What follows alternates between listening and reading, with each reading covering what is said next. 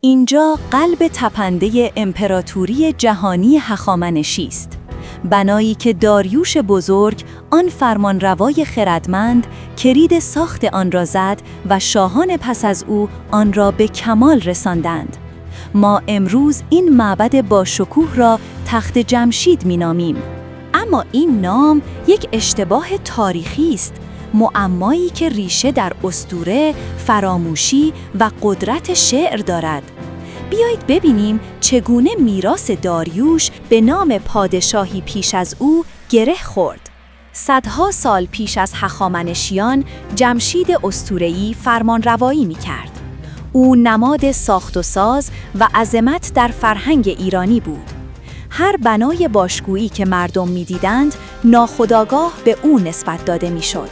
عامل دوم قدرت کلام فردوسی بوده. هنگامی که حماسه سرای بزرگ فردوسی شاهنامه را سرود، این پیوند اسطوره‌ای را جاودانه کرد.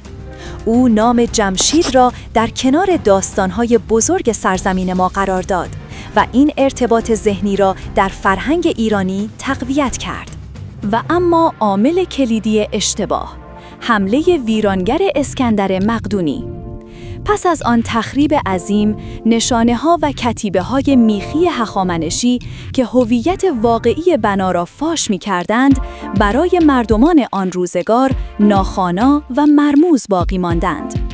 وقتی نشانه‌ها قابل خواندن نبود، ذهن جمعی به نزدیکترین و مشهورترین سازنده بزرگ بازگشت، جمشید. درک این تفاوت، احترام ما به تاریخ واقعی هخامنشیان را کاملتر می کند. پارسه، شاهکار قدرت منظم، نه اسطوره، بلکه واقعیتی تاریخی است که باید با نام درست شناخته شود.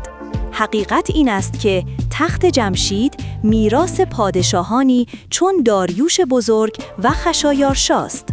نام درست آن پارسه، پایتخت پارس هاست. حالا به افتخار داریوش بزرگ و ایران عزیزمون لایک رو بکوب و برای دیدن ویدیوهای بیشتر کانال رو سابسکرایب کن. مرسی از همراهیتون.